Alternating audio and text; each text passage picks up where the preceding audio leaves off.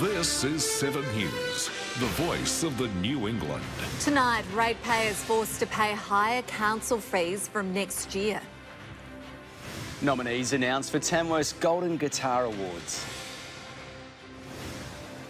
I'm Daniel Gibson. Later on this news hour, a man charged with sexually assaulting a 90-year-old woman.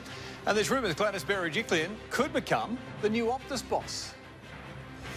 7 News begins now.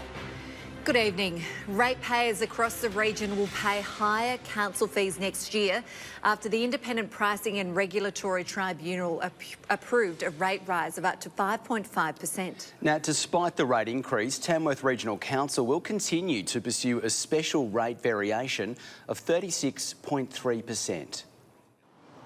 The Independent Pricing and Regulatory Tribunal is using a new methodology to forecast council costs, separating LGAs based on their population, staff and operation costs, which has led them to approve a rate rise for all New South Wales councils between 4.5% to 5.5%. We've advocated for this type of methodology for a long, long time. We've certainly said that you can't consider a regional council to be the same as a metropolitan council, the same as a small rural council. An increase of 4.9% is recommended for the Tamworth region. However, council will go ahead with their proposed special rate variation of 36.3%. So it didn't matter whether the rate peg was 10%, 15%.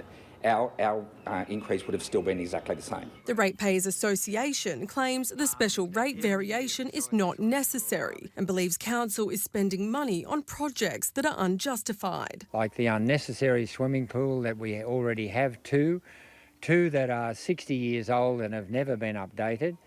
And also we've got a skywalk that, again, nobody wants. Gunnedah Shire Mayor Jamie Chaffee says multiple councils are seeking for a special rate variation next year. I know that I've seen right across regional New South Wales as the chair of Country Mayors Association, some councils going for more than 100%. Mr Bennett says council needs to earn adequate revenue again and the SRV is set to get them back on track. Future rate pegs, if they are aligned like this current announcement have been, should negate the need for any further special rate variations in the future. Doubling should be enough. All they've got to do is budget better and they will not need this 36% that people are horrified by. Olivia Babb, 7 News. Oxley police officers have been honoured for their significant contribution to the community at the District Awards ceremony. The life of a former Tamworth officer, David Rickson, was remembered today as those on the scene were recognised for their bravery.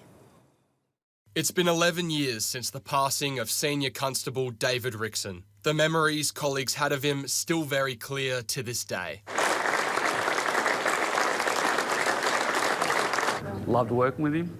There was times there where, when we got back to the office together, you knew you couldn't talk to Dave until he got his paperwork done, that he'd start talking to you. On Friday, March the 2nd, 2012, Sergeant Brock Freeman responded to a call that Officer Rickson had been shot in the chest in West Tamworth during a random breath test. Rickson succumbed to his injuries on the road, his mate Freeman by his side. Today, he was recognised for his bravery with the Police Commissioner's Certificate of Merit. Dave was, he was a straight shooter, great little bloke. We miss him dearly. It's all right.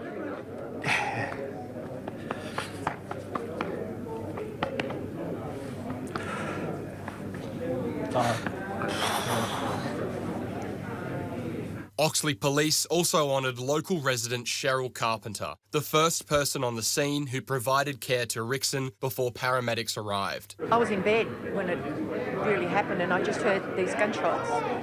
So I was still in my pyjamas, just ran out the door and the girl across the road started yelling, there's a police officer there, and I just saw him fall. Several other officers were honoured for their service and courage. Oxley Police have been increasing their welfare support to those affected by traumatic incidents. They are people who come to work every single day. They work hard for the community.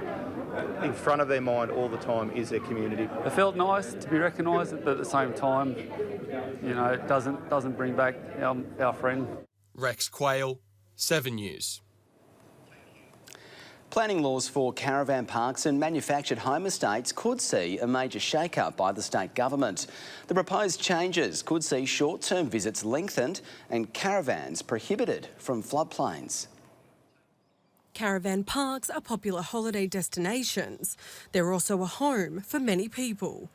Deb Geiger and Charlie Kemp lived in a caravan park for 2 years before taking on management. The accommodation or the housing crisis at the moment in town is, really hurting people. Coming up to the holiday season, parks are booking out due to the high demand. They can pull up, have somewhere nice to stay, come and go as they please, and have somewhere to park their caravan. Planning laws for caravan parks and manufactured home estates are set for the first shake-up in 30 years. The state government aims to improve environment and safety standards. One of the proposed changes includes prohibiting new long-term accommodation on floodplains, which was recommended by the 2022 New South Wales flood inquiry. We've been flood affected ourselves in Bundaberg, so we know what that's involves, and for both sides it's going to be a little bit tricky to get around. The Department of Planning and Environment report says concerns of safety regulations aren't clear.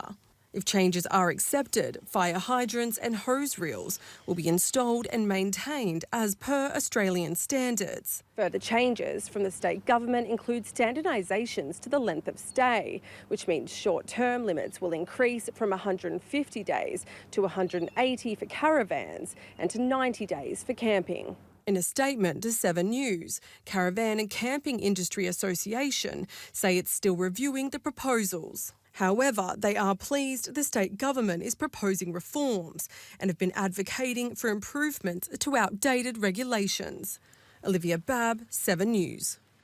Moree Plains Shire Council Mayor Mark Johnson says he will continue to work with the federal government less than a week after funding was scrapped for Moree's $44 million intermodal overpass. 50 infrastructure projects across the country will no longer receive government funding from the $120 billion infrastructure pipeline in a decision to cut back costs. The intermodal overpass would have bypassed the town, linking the Guida Highway with a bridge over crossing the Inland Rail and Newell Highway. What the intermodal overpass did for us was allow us to take that production from the west over to our bulk handling facilities and our special activation precinct in a very efficient and safe way.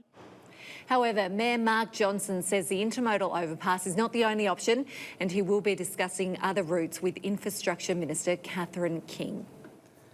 Tamworth's Country Music Festival is less than 2 months away and the nominees for the Golden Guitar Awards have now been announced.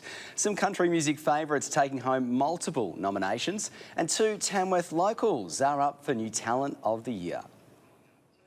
It's been a year of country music soaring through the charts. For artists, it all comes down to Tamworth's Country Music Festival, where they could take home a golden guitar. Taking home 6 nominations each was Felicity Urquhart and Josh Cunningham, James Johnson, the Wolf Brothers and Travis Collins. Johnston, seeing huge success with his latest album, Raised Like That, is in the running for Contemporary Country Album, Male Artist of the Year, Vocal Collaboration, CMT Video and Single of the Year. Been having this incredible run with seeing people come to my shows and people singing my songs, and I'm just trying to embrace every moment of it and just enjoy the ride, really.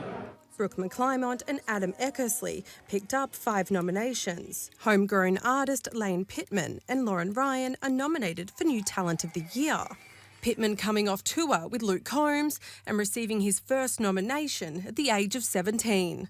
3 weeks ago I was sitting in an exam hall doing my HSC, and now to be here and nominated for New Talent of the Year against some really good country artists, some really great competition. I'm looking forward to it.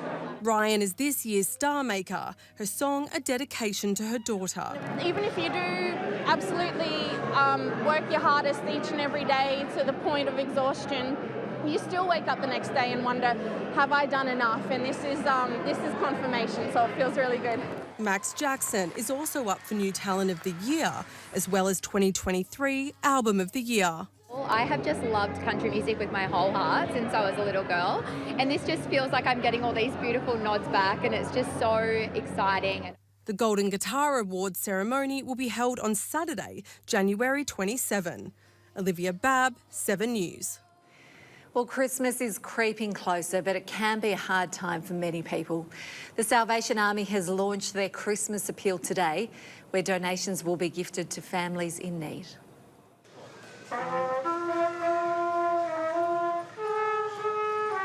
The Salvation Army and Kmart have launched their Christmas appeal today, helping Australians who are struggling to put gifts under the tree. Anyone can donate a gift unwrapped or through the tills with a cash donation.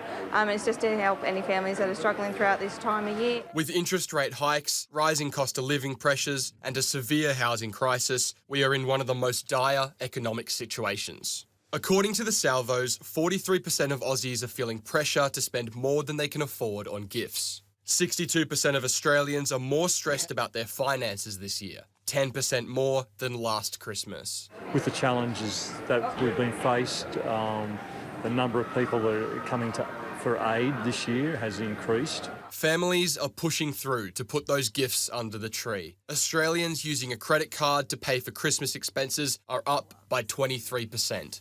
Organisers are hoping the community can beat last year's goal. The New England zone had the most donations in the entire state. That's very special, isn't it, to be able to be a parent and to know that a child is receiving a gift, and it's come through Santa. It takes a village to raise a child. And I see that this is part of what we can do for those that are able to help. Rex Quayle, 7 News. Rain has continued to settle across parts of the region today. The State Emergency Service has received 7 jobs since 9 a.m. yesterday across the New England northwest. The majority of calls relating to leaking roofs and requests for sandbags. Crews will be keeping an eye on weather conditions for the rest of the week. We are, of course, being urged to stay safe and not drive through floodwaters. Well, Danny joins us now with more on today's weather. And Danny, as we just heard, plenty of rain about the place. That's right, guys. Some fairly heavy isolated showers across the region. Hi, everyone. I hope you're well. We were expecting some rain, around 5 millimetres in the gauge in Tamworth. Temperatures remained in the high 20s. Moree reached a top of 30 degrees, 29 for Gunnedah, 26 degrees for Tamworth. And Murrurundi, you barely made it to 23 degrees. Light winds swung around to the north around 11 o'clock today, but that breeze remained very soft due to a high pressure system in the nation's south. These conditions should linger for a bit before some storms hit the region. I'll tell you a little more and when to brace for those later in the bulletin, guys. Sounds good. Thanks, Danny. We'll see you a bit later. Still to come in 7 News, protests have begun over water buybacks. And students learn how to stay safe on the road. And a little later on this news hour, a man charged over the alleged sexual assault of an elderly woman inside a retirement home. There's rumours Gladys Berejiklian's about to become the next CEO of Optus. And Beijing warns Australia to stop making irresponsible accusations after our Navy divers were injured by sonar.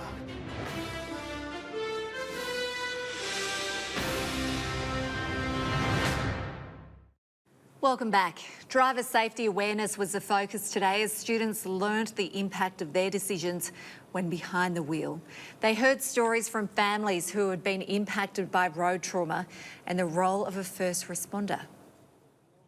Witnessing the shocking consequences of getting behind the wheel. Today, school students attended presentations and workshops learning about the effects of road trauma. The effect of just 10 k's over can change not only their life, but their families, their friends, their community. Hannah's Blue Butterfly Foundation aims to promote driver safety. It was established by the McMurtry family following the death of their daughter in 2013. Telling their story today, they hope it will help to save a life. When you see it on the television and turn the television off, that's not the end of the journey for these families. Too many lives are lost on our road, too many people are injured, too many families are impacted. Emergency services were also involved, demonstrating their role as first responders at the scene of a crash. The kids don't often see the outcomes of motor vehicle accidents, and if they can see what we have to do to extricate people from a smashed vehicle, it gives them a little bit more. It's a graphic vision, but at least it gives them something that they can take away and learn from. While it was a confronting day for the kids, the lessons they took away were invaluable. Watch like my speed when I'm driving and drive sensibly, and if I'm in the car with someone who's not doing the right thing, tell them to slow down, because it's not them who's going to get affected, it's their family as well. It's just very eye-opening to realise what can actually happen and how bad things can go. It's definitely made me think to be a lot more careful, and even if I'm doing the right thing, someone else might not be, so to look out a lot more. Hannah Hartup, 7 News.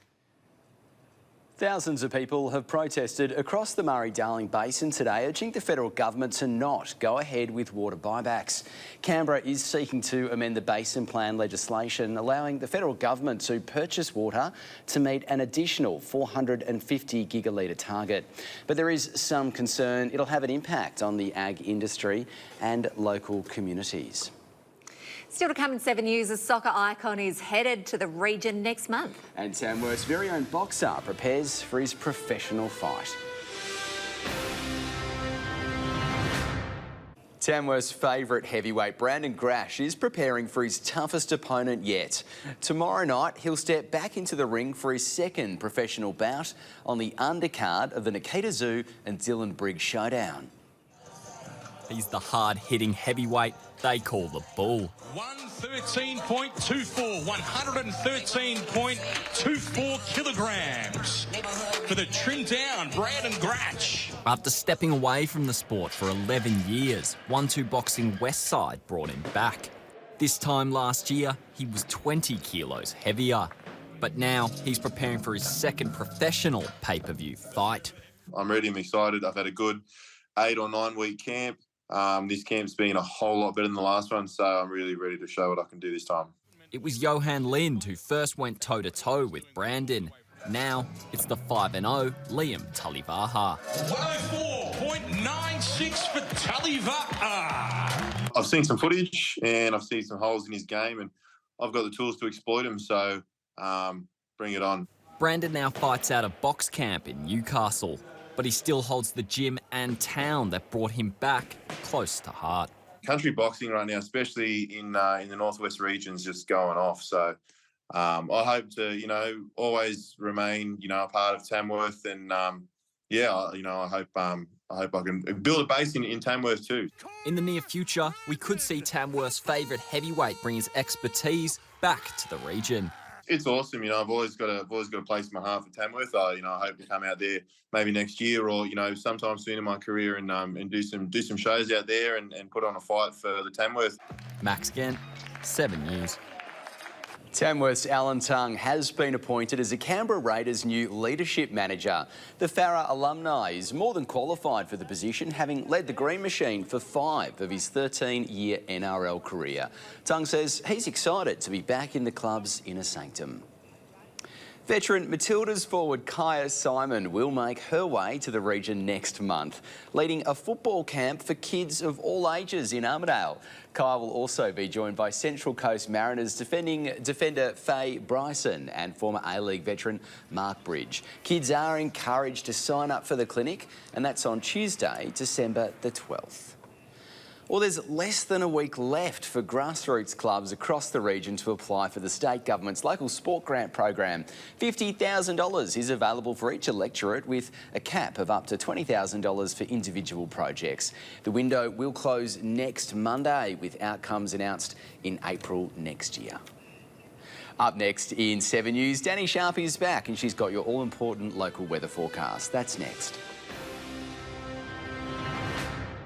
Hello again, time for another check of the weather. Troughs over the east are set to trigger more showers and storms, making heavy falls likely in southern Queensland and eastern New South Wales. A high will keep the remainder of the state mostly dry for the next day or so, but by the end of the week, we should see some storms along central New South Wales, the Victorian border, and tracking further northeast over the border into Queensland. Taking a look at rainfall, and the region could see up to 60 millimetres fall in the next 8 days. 10 millimetres of that could fall tomorrow alone alone. Thunderstorms are also likely later in the week. For the middle of the week, though, temperatures in the high 20s for most of us, while Walgett reaches a top of 31 degrees, 27 in Tamworth, 29 degrees in Scone, and the chance of an evening storm at Inverell. On Thursday, it looks like those showers will intensify, up to 15 millimetres of rain in Tamworth, 25 degrees in Walgett, a top of 25 in Moree as well. Overnight temperatures should be pretty comfortable, 22 degrees in Tenterfield, 26 in Murrurundi. Wrapping up our working week, pretty cloudy with a medium chance of showers, most likely to fall in the afternoon. Pretty consistent temperatures across the region in the mid-20s. Armidale keeping it pretty cool with a top of 19 degrees. Looking at the next 7 days, we're expecting the bulk of the storms on the weekend. In fact, more good news, if it's been a bit dry at your place, there are pretty consistent showers scheduled for the entire week. 15 millimetres to fall on Saturday, another 15 by Sunday with a top of 27 degrees. Temperatures are likely to then climb a bit after the weekend, Monday to reach 30. But for tomorrow, showers and a top of 27. Definitely not a good time to put the washing out, guys. No, it's not. Great to see some rainfall. Thanks, Danny. OK, let's take a look at fuel prices. The best for unleaded in Tamworth is $1.86 at the Metro East Tamworth service station. The cheapest for diesel is $1.98 at Jury Fuels. In Armidale, the best for unleaded is at Ampol with $1.93. The cheapest diesel can be found at Beardy Street Servo at $2.07. In Gunnedah, the best for unleaded is $1.85 at Shell Gunnedah Truck Stop. The cheapest diesel can be found at Hope's Fuel Supplies at $2.02. And in Narrabri, the best for unleaded is $1.99, and they've also got diesel for $2.08. And that's all we have time for tonight. Thanks for watching. You can catch up on our website or, of course, at 7+. Right now, Dan's got your national news. Enjoy your night. We'll see you tomorrow at 6 o'clock.